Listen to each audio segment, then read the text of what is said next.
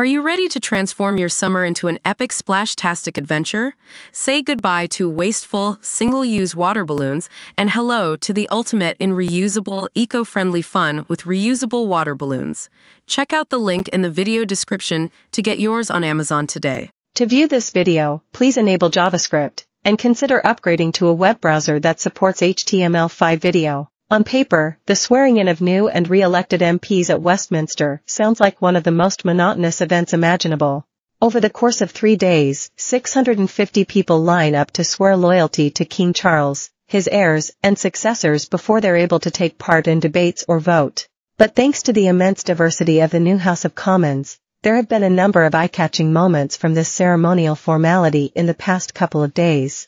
Ahead of the process kicking off, Speaker Sir Lindsay Hoyle warned, "I remind the House that the swearing-in and the proceeding of the House is recorded by television cameras, and that anything said or done by members may appear on television, or be picked up by microphones." Certain politicians in the chamber may have taken note of that fact. It's worth noting that there are a couple of different ways of swearing it. You can either take an oath on a religious text or take a non-religious affirmation. Rishi Sunak, a Hindu, swore on the Bhagavad Gita, while Keir Starmer is thought to be the first Prime Minister since Ramsay MacDonald in 1929 to opt for the affirmation. Among the other religious books that can be used are the Quran, the Book of Mormon, the Dhammapada, and different versions of the Bible, available in languages including Gaelic and Welsh. There are slipcases on the dispatch box for books that may not be handled by non-believers.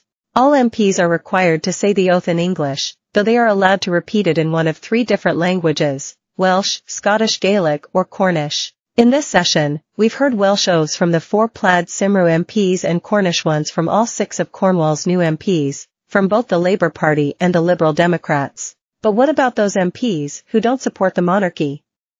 Is there an option for them? Well, not technically, but they've found a way. The 2 MPs for Northern Ireland's SDLP, who support the reunification of Ireland, both made it clear they did not support the wording of the oath.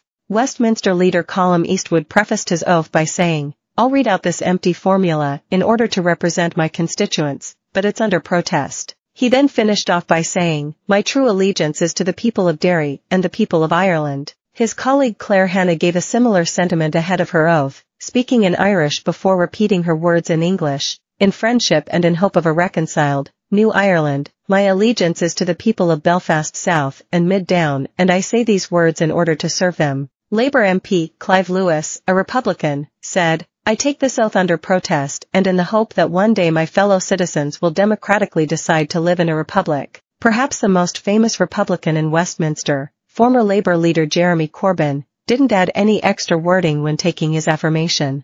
But ahead of reading out the text for his 11th time since first being elected in 1983, he was heard muttering, "This is such a load of nonsense, isn't it?" Get in touch with our news team by emailing us at webnews@metro.co.uk. For more stories like this, check our news page.